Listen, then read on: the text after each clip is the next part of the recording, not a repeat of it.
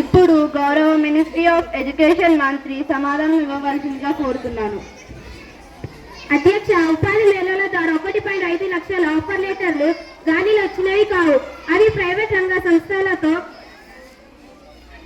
ఎంఓయూలు కుదుర్చుకునేవి, skill mapping చేసి ఇచ్చినవే. ఇప్పటికే వేల మంది యువతుల ఉద్యోగాల్లో చేరి పనిచేస్తున్నారు. అధ్యక్ష, స్కిల్ డెవలప్మెంట్ ప్రోగ్రాంల ద్వారా కేవలం జాబ్ ఇవ్వడం కాకుండా జాబ్ క్రియేషన్ వైపు ఈ ప్రభుత్వం ముందుకెళ్తుంది. అధ్యక్ష,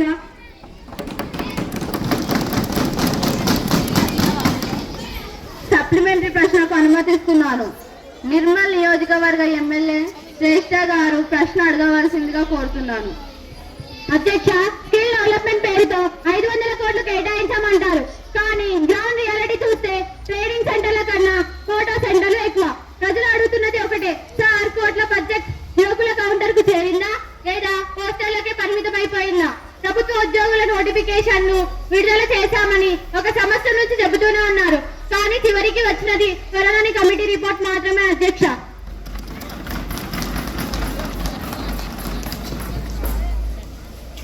ఇప్పుడు గౌరవ ministry of IT MLA Shri Madhuri గారు మాట్లాడతారు.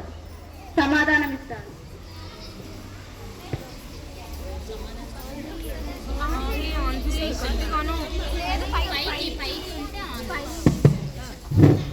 ధన్యవాదాలు అధ్యక్ష. స్కిల్ డెవలప్మెంట్ బడ్జెట్ పోస్టర్లకే పోయిందని అంటున్నారు. సార్, మీ కాలంలో ప్రారంభించిన స్కిల్ సెంటర్లో కుర్చీలు కూడా లేవు. అలాంటిది మేము 67 సెంటర్లను రివైవ్ చేసి 25 కొత్త కోర్సులు 1.2 లక్షల ట్రైనింగ్ సర్టిఫై చేశాం. నోటిఫికేషన్ త్వరలో అంటున్నారని మీరు విమర్శించారు. గౌరవ సభ్యుడు, మీరు వదిలిన సర్వీస్ పాఠం కాళ్ళ జాబితా అన్ని తలకిందులు చేశారు.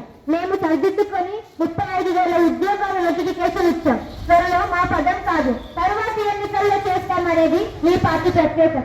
ధన్యవాదాలు.